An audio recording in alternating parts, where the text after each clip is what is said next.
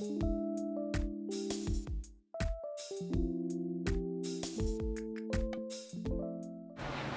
I'm Nadine Allan. I am a visual artist, and I was raised here in Pomona, and I've been doing art ever since I was a child. I always loved exploring the world and also creating artwork based on what I saw around me, and so I never really stopped that, and I went on to study fine arts at UCLA.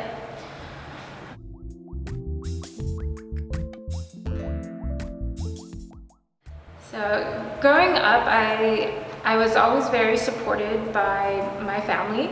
I grew up in kind of an unusual kind of cultural heritage. I grew up in kind of like a world of opposites. Both sides, I had two sides of my family that had very different beliefs and cultural traditions. However, both sides always supported me in their own way. As an artist, I've always tried to find the middle ground between people and what people can relate to, what I can relate to.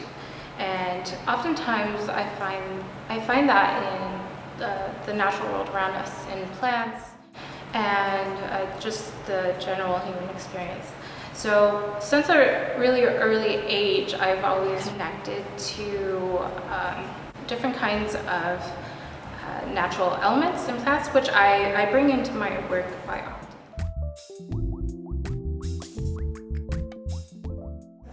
Ever since I was young, I always knew that I was drawn to art, and I loved making art.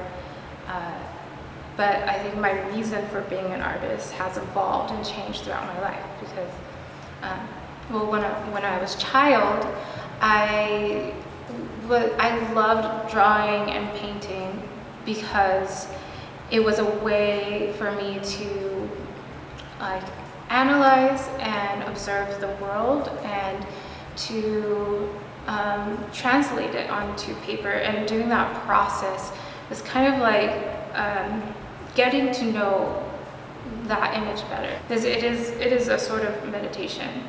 And so art was a way of satisfying that kind of curiosity in an experiential way for me as a process. And as I grew a little older, that the motivations behind being an artist have evolved and changed. But I think there's always that element of curiosity, of wanting to understand more, of always trying to seek something true. Because growing up, I was always told what to believe in. I was always kind of just pushed in directions. I didn't always feel like I had as much agency in thought. So art was always kind of like that little outlet for me, and also my way of searching for my own truth. When I was a little older and after graduating college, actually from art, got my degree in art, and I had to go out and fend for myself. I moved across the country, and I was still pursuing art. I was still doing art, but there was a large period of time where I had my doubts that crept in, because I started wondering is this really worthwhile to pursue this life as an artist? So I had a few years of really searching and seeking this question about why make art, what's the purpose. And then starting in 2016 until now, I've had quite a few deaths in the family, and I spent a long time thinking about each of these lives, each of the deaths in my family, because each one died in different ways. And as I was thinking about each of their lives, it made me realize that more the importance of art. Uh, the ability to express and to celebrate your everyday, I feel like that is a big part of my art.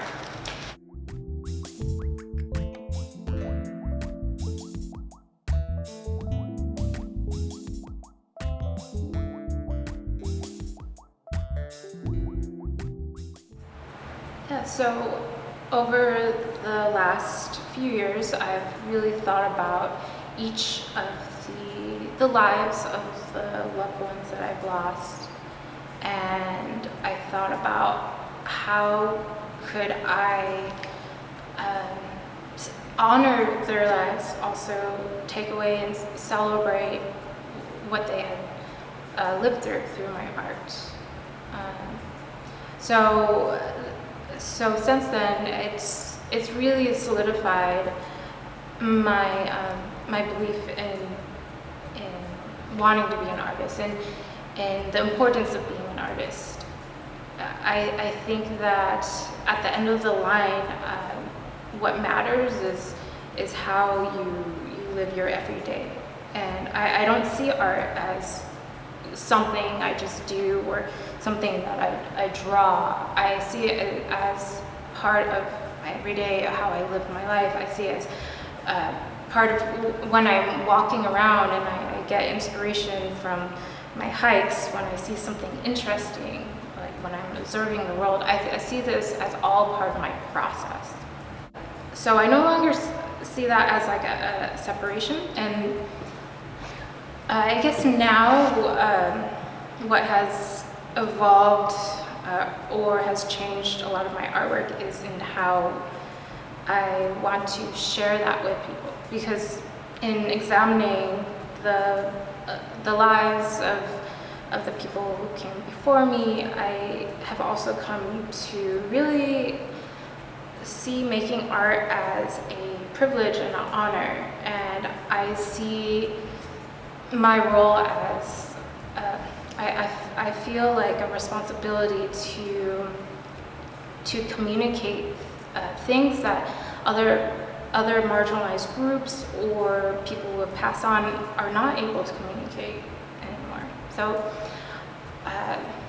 in the way that I express my art, that has really changed the way that I try to make the experience. So my family history has inspired a lot of my artwork. In particular, my Chinese grandmother. She escaped the Cultural Revolution in China, and she went to Hong Kong, where she was sent to embroidery school because it was the proper thing to do as a lady. So I inherited a lot of her drawings that she did during this time, and a lot of the catalogs, the underwear catalogs that she saved from like the 50s and 60s. So I like to bring that into my artwork. I see this as a way of carrying this tradition, not just personally, but carrying this tradition of bringing women's work into my art. Such as clothing and just the idea of women's roles.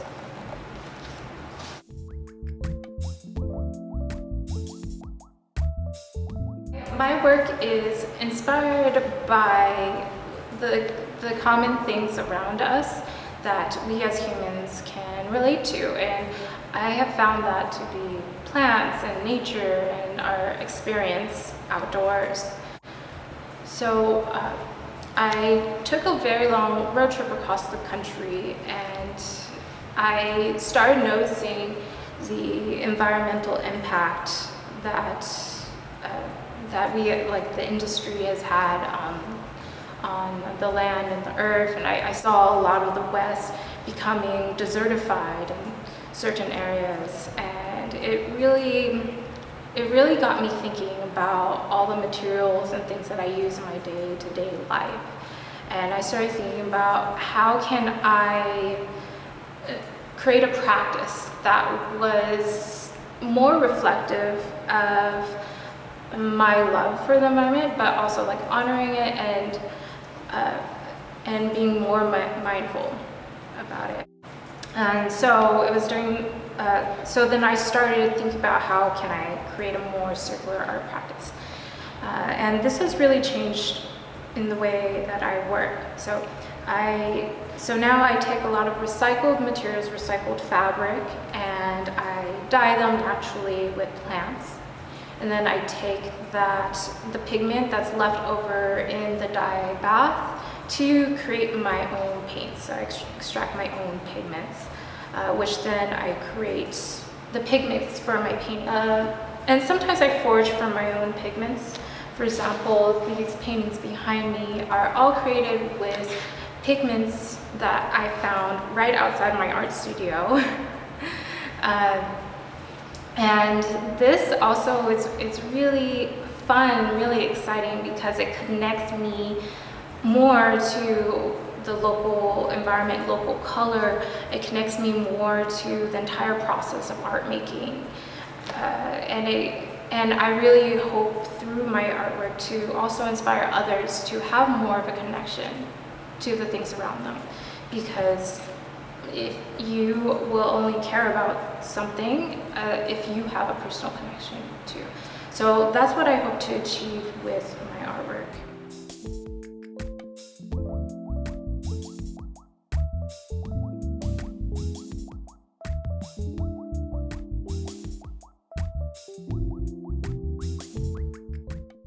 So in my artwork, I include a lot of different media. So because I want to create more of an experience for people. I include projection mapping and also sound installations in my work so that I can engage more of the senses. And I really want to provide an experience for people in a way that I enjoy the process of art making. I also want to create this experience for viewers to have. So a lot of my installations involve traditional kind of work. So I have a lot of like my soft sculptures that all hang for people to be able to enter. And then I want to transport people beyond what we can express in the physical realm. So that's why I also include new media such as projection mapping. And I also think that sound is a great way to transport people. So I also include that in a lot of my work. I really like the idea of honoring and holding on to our traditions, our traditional craft traditions. I think that's very important. But I also really think it's essential to always look forward and to embrace new technology in a sustainable way.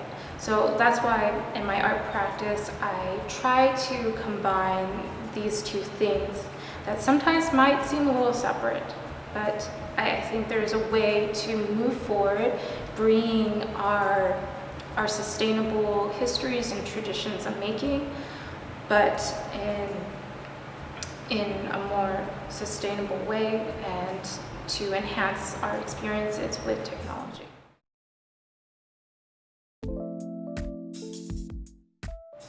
Thank you for listening to me and for the Progress Gallery. If you would like to see some more of my art, you can follow me on Instagram. It's at Nadino, Naydino, or at my website, nadinemarieart.com.